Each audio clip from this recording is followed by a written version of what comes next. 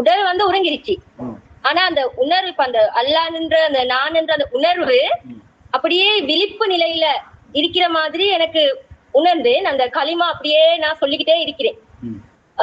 வெளிய வரைக்கும் அந்த மனசுலயே ஓடிக்கிட்டு இருக்குது. அதுவும் அந்த பாட்டு ஒன்று ஓடிச்சு. என்னன்னா இந்த நாடகம், வாழ்வு என்பதோர் நாடகம், அந்த பாட்டும் காதுல விழுந்துகிட்டே இருக்குது. அதோட அந்த திக்கரும் அந்த நினைவுபடுத்துறதும் என் மனசுலயே ஓடிக்கிட்டு இருக்குது. வெள்ளன நான் எழுப்பினது என்ன, எனக்கு தூங்கின மாதிரி இல்ல உஸ்தாத். அந்த அப்படி என்னமோ அந்த விழிப்பு நிலையில இருந்து நான் வெள்ளனே எழும்பி யோசிச்சு நான் தூங்கினேனா இல்லையா என்று யோசிச்சேன். ஆனா அந்த விழிப்பு நிலையில அந்த நான் என்ற அந்த உணர்வு விழிப்பு நிலையில இருந்த மாதிரி நான் உணர்ந்தேன். அதுக்கப்புறம் 4 மணிக்கு மாதிரி எளிமையும் நான் அப்புறம் எளிமை டைம் வச்சு எப்பயும் செய்ய வேண்டிக்குது. அப்படி எளிமையும் செஞ்சேன். அந்த எப்படியும் நான் நேத்தும் அப்படி படுக்க போல 12 மணி என் ஒர்க் எல்லாம் முடிச்சுட்டு படுக்க லேட் ஆகும். மத்த நாளைக்கு டயர்ட் இருக்கும். ஆனா நேத்து இந்த 2 நாளையில எனக்கு வந்து அந்த டயர்ட் அப்படி எந்த வருத்தமும் இல்ல. ஏதோ நல்ல நிம்மதியா நேத்து இது 2 நாளையில அப்படி இருந்துச்சு. உங்களோட நேத்தும் நான் பேசணும்னு இருந்தேன். நேத்து அங்க இதுல இருந்தனால ஏலா போச்சு சார். சொல்லணும் இருந்தேன். பின்னிக்கு இது 2 நாளையில இன்றைக்கும் அந்த டயர்டு அப்படி எதுவுமே இல்ல. நல்லா அமைதியா இப்ப இன்றைக்கு நேத்துல இருந்து பிண்டிக்கு உமாவோடையும் இதே பத்தி தான் பேசி இருக்கிற. இதை பத்தியே உறவாட்டுக்கிட்டே நிக்கிற. காலையில இருந்து அதே எந்த சிந்தனையும் போகுதில்லை. இப்ப நான் புஸ்தகம் எடுத்தாலும் படிச்சாலும் அதே சிந்தனையிலே தான் இருக்குது. அதாவது இப்ப உங்களுக்கு நடந்த விஷயத்துல ஆரம்பம் என்னடா, உங்களோட உள்ளம் விழிப்பு நிலைண்டா என்னங்கிறத உள்ளம் கவனிச்சிருக்கு, உள்ளம் கண்டிருக்கு. உள்ளம் எப்பயும் அந்த விழிப்பு நிலையில தான் இருக்கு. உறங்குற பொழுது உள்ளம் என்ன செய்யறது, அந்த உள்ளத்தில நிலையை மறக்கிறது கிடையாது. இப்ப நீங்க நேற்று இப்ப முந்தின நாத்தெல்லாம் நான் வளமையா உங்களுக்கு சொல்லி தந்த மாதிரி அந்த உறங்குற நேரத்துல நினைவுபடுத்திக்கிட்டு திக்ரு செஞ்சுக்கிட்டு நீங்க என்ன செஞ்சிருப்பீங்க, உறக்கத்துக்கு போயிருப்பீங்க. உள்நோக்கா கவனிச்சு அந்த நான்ங்கிற அந்த உணர்வை என்ன செய்வீங்க, கொஞ்சம் ஒருநிலைப்படுத்தி அப்படியே அந்த உறக்க நிலைக்கு நீங்க போகக்குள்ள இன்னைக்கு என்ன நடக்கும்டா, நினைவு படுத்திட்டு இருக்கிற அந்த நினைவு விழிப்புல இருக்கிறதாக இன்னைக்கு ஒரு அறிவு என்ன செய்யும் நமக்கு கிடைக்கும். விழிப்புல இருக்கிறதாக ஒரு அறிவு ஒன்று நமக்கு வரும். இப்ப உங்களுக்கு அதுதான் வந்திருக்கு. இப்ப இவ்வளவு காலமும் இல்லாத, இவ்வளவு காலமும் காணாத, இவ்வளவு காலமும் நீங்க இப்படி ஒரு நிலைமை இருக்கா என்று உங்களுக்கு தெரியாத ஒரு விஷயம் உங்களோட உள்ளத்திலே இப்ப வெளிப்பட்டிருக்கா இல்லையா? அப்ப இந்த தியானம், இந்த நினைவுபடுத்தல், அல்லாஹ்வை நினைவுபடுத்துற இந்த வழியால உள்ளம் நிலையாக இருக்கிற நிலை ஒன்றுக்கு போற, தெரிகிற, காண்ற ஒரு இடம் ஏற்படுகிறதா இல்லையா? ஏற்பட்டிருக்கா இல்லையா? இப்ப உங்களுக்கு இப்ப ஈனைக்கு ஒரு சின்ன ஒரு புரிதல் ஒன்று வரும். நான் என்கிறது உடல் அல்ல. ஏன்னா உடல் மறந்து போய் கிடந்துச்சா இல்லையா? அது மறந்து போய் கிடக்கக்குள்ள நீங்க இருக்கிறத கண்டீங்களா இல்லையா? நீங்க இருக்கிறத உங்களோட உணர்வு பாதிச்சா இல்லையா? நீங்க இருக்கிறத உங்களோட உணர்வு உணர்ந்து நினைவோட இருக்கிறது உங்களோட அனுபவத்தில உள்ளுப்போம் துறக்கப்பட்டிருக்கா? இப்ப நீங்க அந்த அனுபவத்தை இப்ப நினைச்ச உடனே இன்பமா இருக்கா? அதை மறக்க இல்லாம இருக்கா? எந்நேரமும் அந்த நினைவாகவே உள்ள தெரிபடுகிறவா. இதுதான் ஆரம்ப நிலை. உள்ளம் என்ன செய்யுது, இந்த கல்பு கதவை லேசா திறந்து உங்களுக்கு காட்டிடுச்சு. காட்டி என்னத்தை உங்களுக்கு சொல்ல வருகிறதல்ல, நீ இருக்காவாப்பா, நீ உடல் இல்லை என்கிறத புரிய வச்சிருக்கு. இதுதான் நீங்க செஞ்ச தியானத்துக்கு கிடைச்ச பலன். இது எப்ப கிடைக்கும்டா, மனம் ஒருநிலைப்படக்குள்ள இந்த நிலை ஏற்படும். அப்ப இரவையில நீங்க உறங்குற பொழுது தியானம் என்ன செஞ்சிருக்கிறீங்க. அந்த தியானத்துல மிச்சம் கவனம் செலுத்திருக்கிறீங்க. அந்த தியானம் செஞ்சிட்டு இருக்கக்குள்ள மணியை உருட்டுதல் போதாது, மனதை ஓர்நிலைப்படுத்தி முராக்கபா செய்து வெற்றி பெறும். அப்ப இன்னைக்கு மனம் என்ன செஞ்சிருக்கு, ஒருநிலைப்பட்டிருக்கு. ஒருநிலைப்பட்ட மனம் என்ன செய்யும், நினைவோட இருக்கிறதாக அது உங்களுக்கு என்ன செய்யும், காட்டித்தரும்.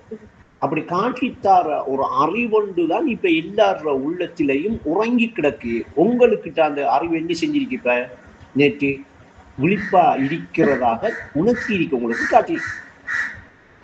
அப்ப நான் இப்ப கொஞ்ச நாளா ஒரு கடுமையா அகிலாவுல ஒரு கவனம் செலுத்தி நீங்க விடக்கூடாது உறவாட்டத்தை, தியானத்தை விடக்கூடாது என்று சொன்ன அந்த வார்த்தைகள், அந்த உயிர் உள்ள வார்த்தைகள் என்ன செஞ்சிருக்கு?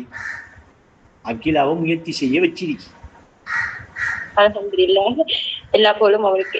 அதனால இதுல உள்ள விஷயம் அதுதான். அதுக்கு இன்னொரு காரணம் என்னன்னா, உங்களோட உள்ளம் உங்களோட வயசுக்கு தரவுகள் குறைவு. தரவுகள் குறைவுண்டா என்ன? பதிவுகள், வெளிப்பிரச்சனைகள், வெளியே சம்பந்தப்பட்ட விஷயங்கள் எல்லாம் உள்ளத்தில் இருக்கிற வீதம் குறைவு. தரவுகள் நிறைந்த உள்ளமதில் தரவுகள் நிறைந்த உள்ளமதை தனிமைப்படுத்துறது மிக கடினம். இப்போ ஈனைக்கு தரவுகள் குறைஞ்சிட்டுண்டா அது தனிமைப்படுறது லேசரிக்கும். அப்போ உங்களோட வயசும் ஒரு காரணம் இருக்கு. இந்த வயசுல நீங்க எடுக்கிற முயற்சி என்ன செய்யும்னா, உங்களோட உள்ளத்தை தனிமைப்படுத்தி அந்த உள்ளம் விழிப்பா இருக்கிற அந்த அறிவு உங்களுக்கு வந்து, அந்த அறிவு ஒழுப்பப்பட்டு அந்த விழிப்பா இருக்கிற நிலையை அந்த அறிவு உங்களுக்கு காட்டித்தார இந்த விஷயம் அதிகமாக நடக்க இடம்பாடு இருக்கு. ஆனா இந்த வயசுல யாரும் என்ன செய்யறதில்ல, அதிகமான கவனம் செலுத்துற அந்த மனோநிலையோடு அதிகமா வராது ஆக்கள். இதுக்கு காரணம் என்னன்னா, உங்களோட உள்ளத்தில் இருக்கிற பதிவுகள் குறை. இப்படி குறைய இருக்கிற நிலைமையில உள்ளத்தை தனிமைப்படுத்துறது லேசி. அதுதான் சரி இந்த பாட்டுல சொல்றாங்க, தரவுகள் நிறைந்த உள்ளமதை தனிமைப்படுத்துறது மிக கடினம். இப்ப 40, 50, 60 வயசாகக்குள்ள அவங்களோட உள்ளத்துல தரவுகள் எப்படி இருக்கும்? அது நிறைஞ்சிருக்கும், குப்பை மேடாயிருக்கும், அதிகமாக இருக்கு. அப்ப அதுகளை கிளியர் பண்ணி அவங்க உள்ளத்தை சுத்தப்படுத்தி அதை ஒரு தனிமையில கொண்டாந்து அது விழிப்பா இருக்கிற நிலைய அறிவு ரீதியாக அவங்க பெற்றுக்கொள்றேடா, அந்த அறிவு அவங்களுக்கு கிடைக்கிறேடா, கொஞ்சம் காலம் எடுக்கும். அந்த நிலைமை உங்களுக்கு இல்லை, உங்களுக்கும் கொஞ்சம் காலம் எடுக்கும்தான். இருந்தாலும் இப்ப அதிகமான வெளி விஷயங்கள், வெளி பராக்குகள், வெளி விஷயங்கள் அதிகமா உள்ளத்துல பதிஞ்சிருக்கிற நிலைமைகள் குறைவா இல்லையா? படிக்கிற விஷயங்கள் சம்பந்தப்பட்ட ஒரு குறிப்பிட்ட அளவோட தான் இப்ப உங்களோட உள்ளத்திலே நெருக்கி தேவையானது மட்டும் இருக்கு. அதனால இந்த உள்ளத்தை என்ன செய்யலாம்னா, தனிமைப்படுத்துறது இலகுவாகும். அந்த அதாலதான் இப்ப என்ன செஞ்சிருக்க உங்களுக்கு அல்ல, நீங்க இப்ப கொஞ்சம் நாளைக்குள்ள எடுத்த முயற்சிக்கு உங்களுக்கு என்ன செஞ்சிருக்க, ஒரு பலனை உங்களோட உள்ளம் உங்களுக்கு காட்டி இருக்கு. அது என்னன்னு உங்களுக்கு காட்டின விஷயம் தெரியுமா? நான் என்கிறது உடல் இல்லை, அது மறந்து இருக்கிற நிலையில நீங்க விழிப்பாக இருக்கிற ஒரு நிலையை உணர்ந்தீங்களா? இருக்கிற மாதிரி தெரிஞ்சா? அப்படி இருக்கிற மாதிரி தெரிஞ்சது, இருக்கிற மாதிரி அந்த விழிப்பாக நீங்க கண்டது எந்த கண்ணால? இந்த கண்ணாடி. அப்ப கல்புக்கு கண் இருக்கிறது இப்படிப்பட்ட டைப். ஆனா அது இந்த கண் மாதிரி இல்ல. கல்பு இருக்கிற கண் என்ன? பார்வை, விழிப்பு. அப்ப நீங்க ஒரு நிலை படக்குள்ள அந்த விழிப்பு நிலை உணரக்கூடிய இடத்துக்கு உள்ள பக்குவமாகிறது இரவையில உறக்கத்தின் போது லேசாக அமை. ஏன் தெரியுமா? நாம தான் உடலை மறக்கத்தானே போறோம். ஒவ்வொரு நாளும் எல்லாரும் உறக்கத்தின் போது உடலை மறக்கிறாளா இல்லையா? உடலை மறந்து போட்டு அவர் இருக்கணுமா இல்லையா? மறந்தவர் இருக்கணுமா இல்லையா? அவரை மறக்கலையே, அவர் உடலைத்தானே மறந்தார். கூட நானும் இல்லை என்று சொல்லி அவர் ஏன் முடிவெடுக்காரு? அவர் இருக்கிறத, அந்த விழிப்பா இருக்கிற நிலையை, அந்த அறிவை உறங்க வச்சு நீ இல்லை என்று சொல்லி இன்னைக்கு இருக்கிறவங்க என்ன செய்யறான்? கூட இருக்க தடை செய்வது அவனுக்கு சொல்ற செய்தான். அவன் என்ன செய்யறான்? அந்த அறிவை உறங்க வச்சு விழிப்பா இருக்கிற நிலையையும் நமக்கு உணர்த்தாம, அந்த நிலையை காட்டாம, அந்த நிலைக்கு நம்மள போக விடாம தடை செஞ்சு நீ உடல் தான், நீ அதை நம்பு, அது நிஜமான இருப்பு, அது நிஜமான உலகம் என்று சொல்லி அவன் இங்க கொண்டாந்து கூட்டிக்கிட்டு வந்து இதிலேயே நிஜமான நம்ப வச்சு இதிலேயே வாழ வைக்கிற அவனுடைய நோக்கம் என்ன தெரியுமா? அவனோட கொள்கை என்ன தெரியுமா?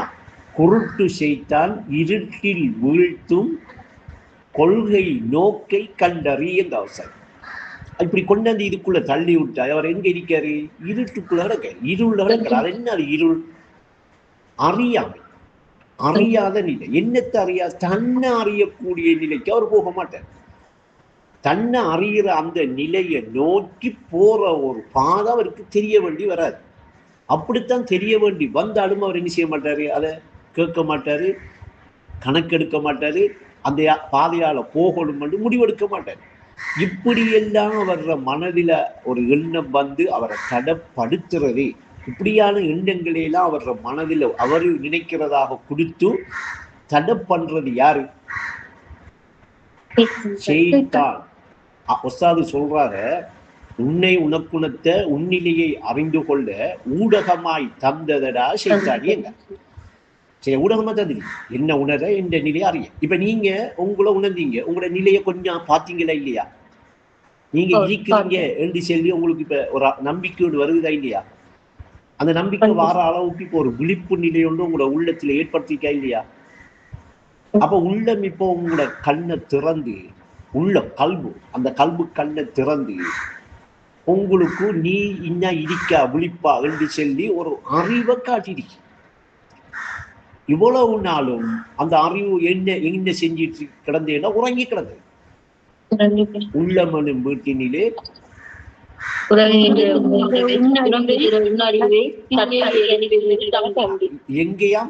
எங்கேயா அந்த அறிவு உறங்கி கிடக்கு? உடலிலேயா உள்ளத்திலேயா? உள்ளத்திலே. அப்ப இப்ப அந்த அறிவு என்ன செஞ்சிருக்கு? உள்ளம் விழிப்பாக இருக்கென்று சொல்லி, அந்த உள்ளம்தான் நீ என்று சொல்லி, அந்த உள்ளம்தான் நீ நான் என்று உணர வேண்டிய நிலை என்று சொல்லி ஒரு ஒழுப்பம் கொஞ்சம் ஒரு குறிப்பிட்ட கொஞ்சம் நேரம் அப்படி தொடர்ந்து கொஞ்சம் நேரம் காட்டிட்டு அப்படியே அந்த நிலை மறைஞ்சிட்டா இல்லையா? அந்த நிலை மறைஞ்சுதான் இருக்கி அல்லாமல் இல்லாம உடனே இப்ப நீங்க இப்ப நினைச்சா, நீங்க நினைவுபடுத்தினா உங்களோட அனுபவத்துல இருக்கிற அந்த நிலையை நீங்க உணர்ந்தா இப்ப அந்த நிலையில் இருப்பீங்களா இல்லையா? அப்ப இப்ப நான் என்று சொல்லி நீங்க இப்ப உணரணும் எந்த நிலையை? அந்த விழிப்பு நிலை, அந்த நிலையை உணரணும். இன்னைக்கு நான் என்று சொல்லி நீங்க நினைச்சீங்க என்று சொன்னீங்களா இல்லையா? அந்த உணர்வு உங்களுக்கு ஏற்பட்டுச்சு சொன்னீங்களா இல்லையா? அப்படியெல்லாம் நீங்க ஐனைக்கு இருக்கிறீங்களா? இப்ப ஈனைக்கு உடலை பிடிச்சிட்டு ஈனைக்கு இருக்கிறீங்களா? அப்ப இது என்ன வந்த இடம்? அது என்ன சொந்த இடு? இங்க வாரத்துக்கு பதவ படிச்சு அங்க போறதுக்கு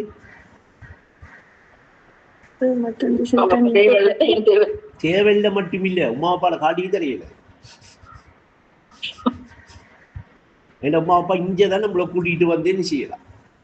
பிள்ளையா குழந்தையா இல்லையா? அந்த நிலைக்கு போறதுக்கு, அந்த நிலையை உணர்றதுக்கு, அந்த இடத்தை பிடிக்கிறதுக்கு அதை உணர்ந்த அந்த உத்தமர்களால மட்டும்தான் அந்த வழியை உங்களுக்கு காட்டலாம். அந்த நிலைக்கு நீங்க போகலாம். அப்படித்தான் இப்ப உங்களுக்கு லேசா உங்களோட உள்ள மென்னு செஞ்சிருக்கு, தொடர்ந்து காட்டிருக்கு. இப்ப நான் என்ன சொல்லுவேன் அடுத்த கட்டம் தெரியுமா? என்ன சொல்லுவேன்? விட்டுடாத. உங்களுக்கு உலக வாழ்க்கை தடைப்படாது. இல்வாழ்வு தடைப்படா, இறை அறிவு வழிகாட்டும் என்றார். உலக வாழ்க்கைக்கு அந்த நிலை தடையாக இருக்காது. அந்த நிலையில நீங்க இருந்து உலக வாழ்க்கையை வாழ்றதுதான் உன்னை நீ உணராத உயிரற்ற புனமாய் உலகிலே வாழ்வது வாழ்க்கை அல்ல. அப்ப உன்னை நீ உணர்ந்துக்கிட்டு உயிர் உள்ளவனாக, பிணமா இல்லாம உயிர் உள்ளவனாக இந்த உலகில வாழ்றத என்ன?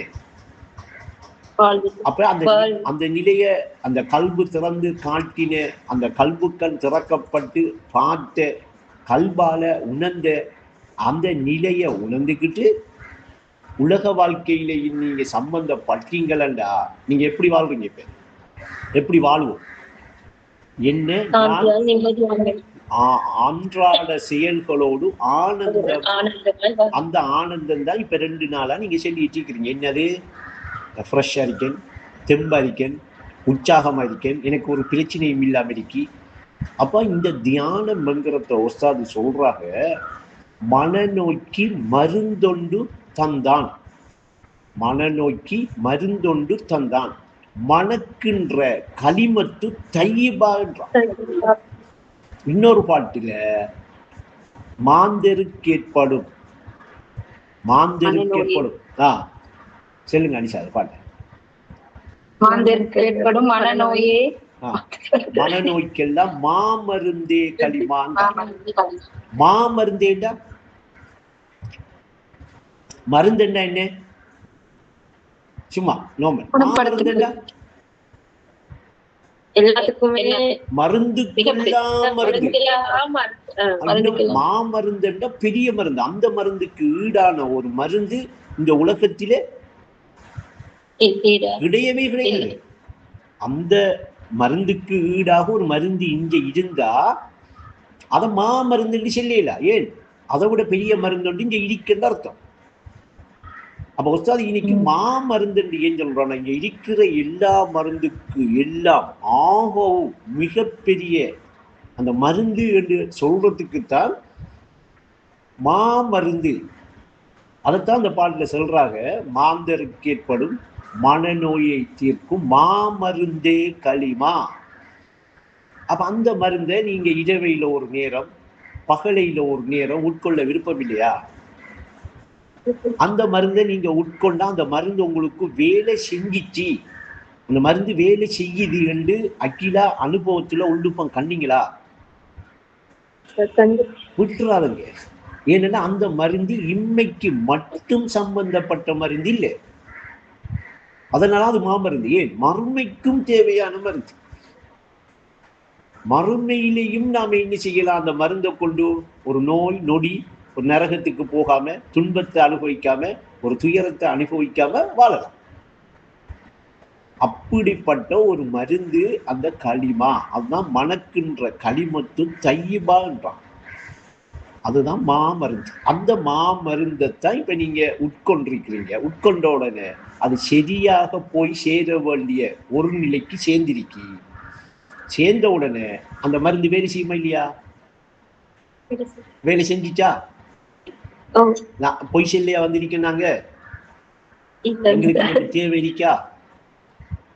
உங்களோட அனுபவத்துல நீங்க காணாம எதையும் நம்பவானா என்று சொல்றோம். இதனால முதல் நீங்க உங்களோட அனுபவத்துல அறிவு ரீதியாக நீங்க காணுங்க.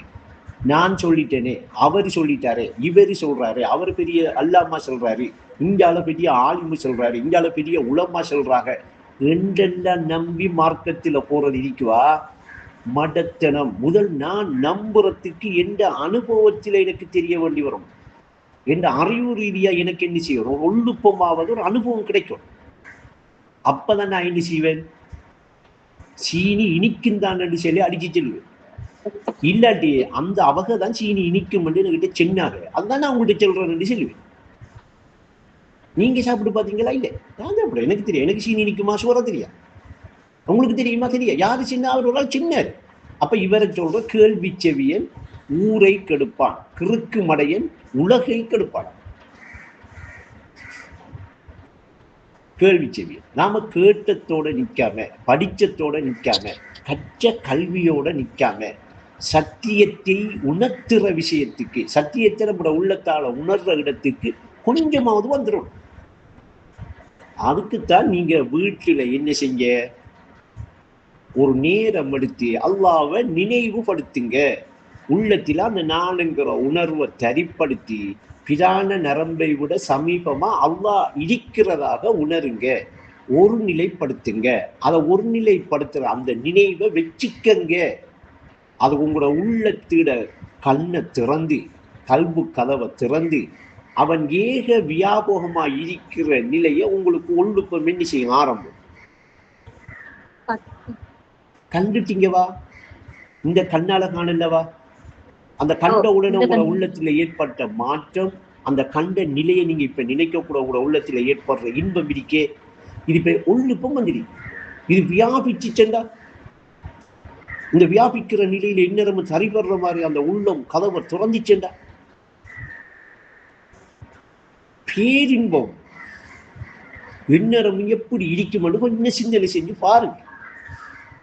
அப்ப இன்னைக்கு உடல் இருக்குமா? மாய்கை. உடலை நான் என்று உணராதே, அந்த உடலும் மாய்கை தான், மறவாதே. இப்ப நீங்க எந்நேரமும் அந்த உடலை மாய்கை என்று கண்டீங்களா, அது அந்த நிலையில நீங்க எப்படி இருக்கணும், அந்த நிலை எப்படி பார்க்கணும், அதை எப்படி மறக்காம இருக்கணும் என்ற பயிற்சியில் பவர். அப்ப இதை 7 வயசுல சொல்லி கொடுத்து கேட்காட்டி 10 வயசுல என்ன செய்யுங்க, அடிச்சு சொல்லிக் கொடுங்க என்று சொன்ன மார்க்கம். உஸ்தாது சொல்றா என்ன, பாலர் பருவத்திலேயே கற்றறிந்து வெற்றி பெற்றார். பாலர் பருவம் என்றா பாலர் பாடசாலைக்கு போற பருவத்தை காட்டுற அவஸ்தை. இப்ப பாலர் பாடசாலையை கொண்டு போய் இப்ப 5-6 வயசுல உருவம், அந்த பருவத்தில இருந்தே கற்றறிந்து, அப்ப அந்த வயசுல கற்றறிய சொல்றார். இந்த வெற்றி பெற்றால் தாகம் தீர்ந்து வாழ்ந்திருக்கலாமுங்க. அப்ப தாகம் தீர்ந்து, இங்க வந்த தாகம் என்னையோ அந்த தாகம் தீர்ந்து வாழ்ந்திருக்கலாம். அப்ப அதனால இந்த கல்வியை அதிகமாக 50 வயசுல எடுக்கக்கூடாது. 5 வயசுலயும் எடுக்கலாம், 6 வயசுலயும் எடுக்கலாம், 7 வயசுலயும் கொடுக்கலாம், 10 வயசு பிள்ளைக்கு அடிச்சு சொல்லி கொடுக்கலாம். நீ வந்த நோக்கம் என்ன, இது செய்யும். அதிகமான ஆட்கள்கிட்ட ஒரு பிள்ளையான அபிப்பிராயம் இருக்கு, அந்த வயசுல அதை கொடுத்தா அந்த பிள்ளை எண்ணி ஆகும். ஏனென்றா அவங்க எடுக்கல, அவங்க அதை பிடிக்கல, அவங்க அந்த நிலையில என்ன செய்யல, பயணிக்கல. அதனால பயப்படுறாங்க பிள்ளை கொடுக்க. பிள்ளை இன்றைக்கு என்னமோ ஒரு உலகத்தில் இருக்காது. அது போன கொடுத்தா மொத்தத்தையும் என்ன செய்யும். அந்த அளவுக்கு அறிவு வழியாகி இன்றைக்கு அறிவு நிரம்பி கொண்டிருக்கிற இந்த கால பகுதிக்க இதை மட்டும் இளம் வயசுல கொடுக்கறதுக்கு ஏன் பயப்படுறாங்க? அந்த பயப்பட வேண்டிய அவசியம் எல்லாம் கிடையாது. அதை தெளிவாக கொடுத்தா அது தெளிவாக எடுத்துக்கிட்டு மறைவான விஷயங்கள்லையும் அந்த கல்வி என்ன செய்யும், தெளிவு கண்டுக்கிட்டு அந்த அனுபவத்தையும் எடுத்துக்கிட்டு அந்த உள்ளம் வாழும். அதே நேரம் பௌதீகமான உடல் என்கிற விஷயத்தில உலகம் என்கிற பகுதிக்குள்ளேயும் வந்து என்ன செய்யும், அது அங்கேயும் நமக்கு இந்த தேவைங்கிற தேவையை கண்டு அதையும் அளவோடு நின்று அதுலேயும் வாழும். இந்த இரண்டையும் ஒரே நிலையில ஒரு 7 வயசுல கொடுத்து ஒரு 10 வயசுல நீ கண்டிப்பா நீ ரெண்டையும் பின்பற்றத்தான் வேணும், நீ எடுக்கத்தான் வேணும் கொடுத்தா அந்த உள்ளம் தனிமைப்படுறது, அந்த உள்ளம் ஒருநிலைப்படுறது, அந்த உள்ளத்தை ஒருநிலைப்படுத்தி தனிமைப்படுத்தி இந்த இன்பத்தை கொடுக்கிறது லேசாமையுமா இல்லையா? 50 வயசாயினோட இன்னுதான் கஷ்டமா இருக்கு கொடுக்கறது, பிடிக்கிறது என்ன கஷ்டமா இருக்கு. அப்ப என்ன காரணம் என்றா, நான் ஏற்கனவே சொன்ன மாதிரி தரல்கள் நிறைந்த உள்ளம் அதை தனிமைப்படுத்துறது மிக கடினம். தனிமையில் அமையா உள்ளம் அதில் தலை விரித்தாடும் சேத்தான். அதனாலதான் அதை தனிமைப்படுத்துறதுக்கும் அது தனிமைப்பட்டு அந்த உள்ளம் தன்னை உணர்றதுக்கும், உள்ளம் அந்த உள்ளத்தை என்ன, உள்ளம் என்றா என்ன, அதோட தன்மை என்ன, அதோட வியாபகம் என்ன, அதோட இருப்பு என்ன. உள்ளம் என்பது ஒளியாகும், அதை உணர்ந்து கொள்வதே வாழ்வாகும் என்றாங்க. உள்ளம் என்பது ஒளி உலகு, அது உத்தமர் வாழ்வின் தனி அழகுங்க. உத்தமர் என்றால் இப்ப அந்த உள்ளம் என்கிறது ஒளி உலகு, விழிப்பாயிருக்கிற ஒளி உலகு, விழிப்பாயிருக்கிற அறி உலகு என்று உணர்ந்துட்டாருண்டா அவர் உத்தமர். உணர்ந்திருக்காரு, அவர தனி அழகா. அவர் எங்க வாழுவாராம், அந்த அழகுக்குள்ள வாழ்வார். அவர் அதை விட்டு படுத்து இதுக்குள்ள வர மாட்டார். இதுக்குள்ள என்னத்துக்கு வருவாரு, தேவைக்கு மட்டும் வருவார்.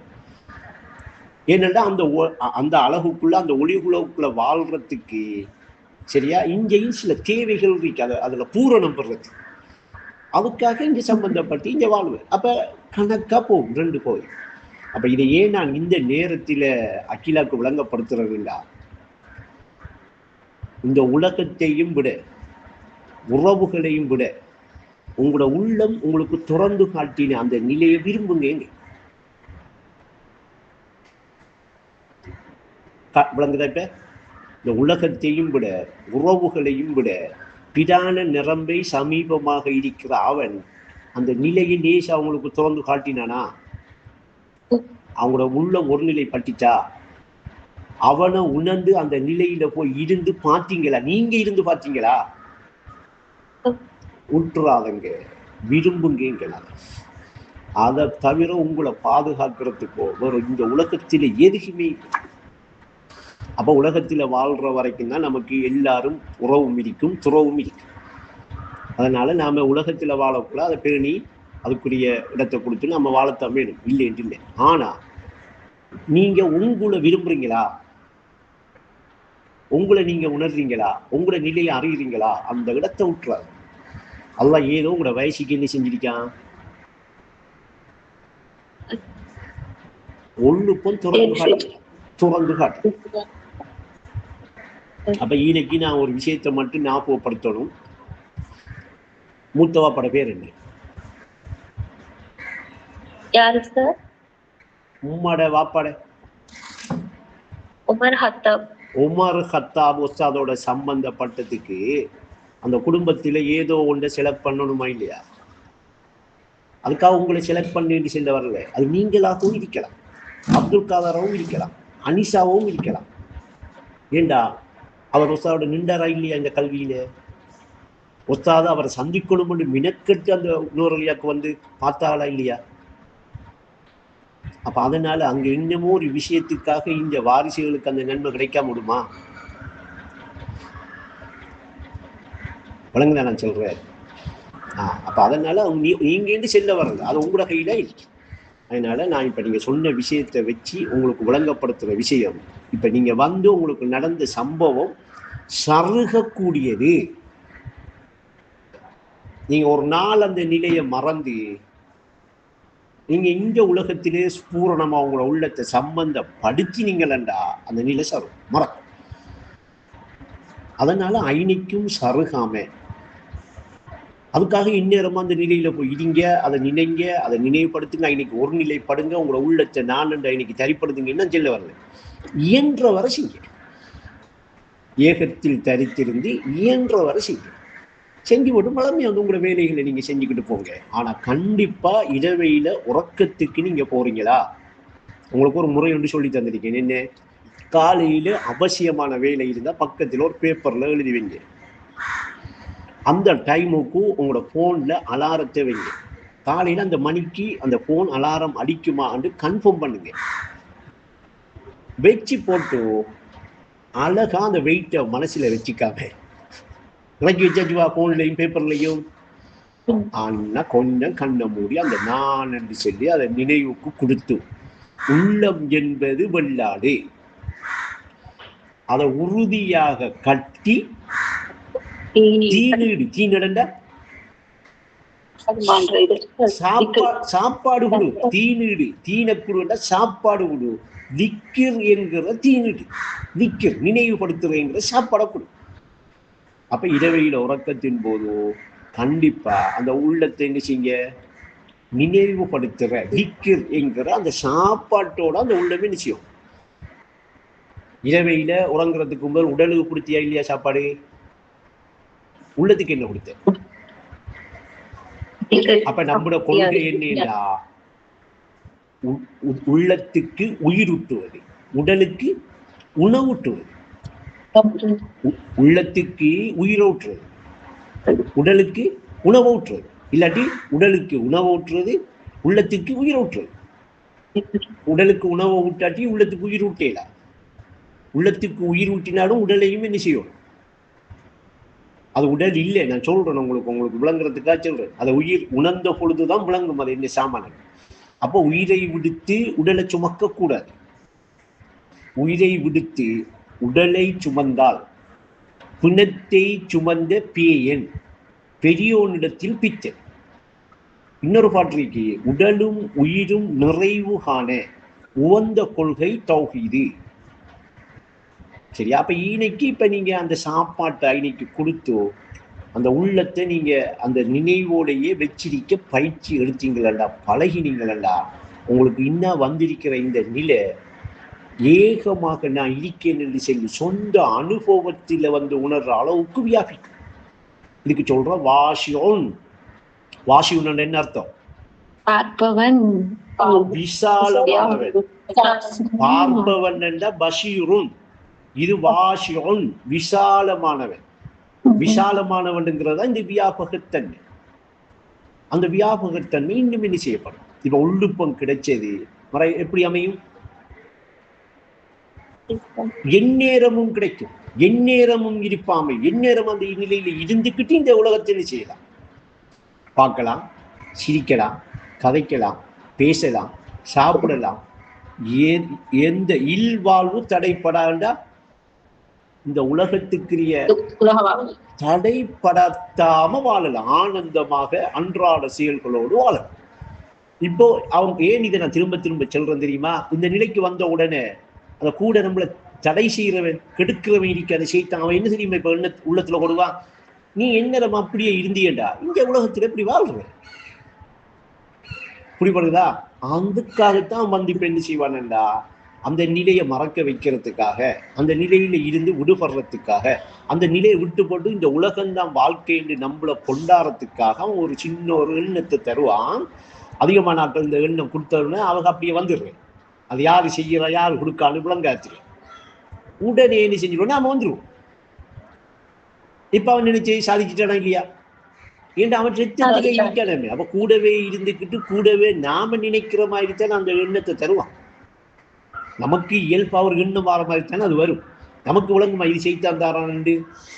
அப்ப ஈனைக்கு அவன் வந்து சொல்லுவான், நீ இந்த நிலை கிடைச்சிட்டு உன் அறிவு என்ன செஞ்சிருக்க கொஞ்சம் விழிச்சிட்டு நீ இருக்கிற நிலையை பார்த்துட்டு நீ இதை உணர்ந்துகிட்டே இருந்தா இந்த உலக வாழ்க்கை என்ன ஆகுற யோசிச்சு பாரு. வேண்ட உடனே அவன் தான் தாரான். இது நீங்க அவங்களுக்கு அது அதுல உறுதிப்படுத்துவதற்காக நீங்க உறுதியாகிறதுக்கு தான் வந்தாரான். உங்களை கெடுக்கிற நோக்கம் இல்லை. அப்படி தந்தா நீங்க இன்னும் உறுதி இல்லை அது நான் விட மாட்டேன், நான் அந்த நிலையை இன்னும் செய்ய மாட்டேன், சருக மாட்டேன். ரெண்டு உறுதியாகிறதுக்கு தாரத்தை உறுதி ஏற்படுற தன்மை அந்த உள்ளத்துல இல்லாட்டி என்ன செய்யும் அந்த உள்ளம்? அந்த நிலையிலிருந்து சருகும். சரி என்ன செய்யும் சொல்ற விஷயம் என்று தெரியாம அதை நான் தானே நினைக்கேன், நான் தானே சிந்திக்கேன் என்ற அடிப்படைக்கு வந்து உலகத்தோட சம்பந்தப்பட்டோன்னு மரம் ஒரு மாசம் போய் ஒரு வருஷம் போயிட்டாங்க, அது மறந்துடும்.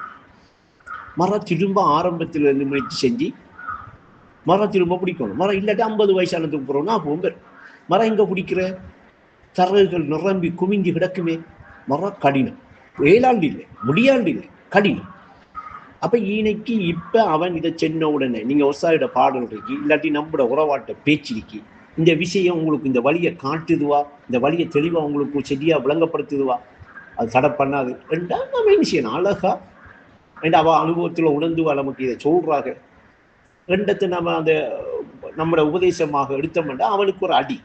நான் உலக வாழ்க்கையிலும் வெற்றி காணுவேன் அவனுக்கு ஒரு அடியை கொடுங்க. கூடத்தானே இருக்கான் வெளியே அங்கங்க யாருக்கும் அடிச்சதானே சட்டம் இல்ல, கூட இடிக்கிறவனுக்கு கல்லால எறியலாமே. கவுத்துள்ளால போய் கல்லால எறிகிற மாதிரி அது பௌதீகம். இது உள்ளத்திலே இருந்துக்கிட்டு நம்மள என்ன செய்யறான், அவனுக்கு ஒவ்வொரு முறையும் நல்ல நீதி கல்லை எடுத்து இதான்டா நீதி, என்னடா உணர்றத நீ தடுத்தியா உனக்கு கல்லால எறிவேன்.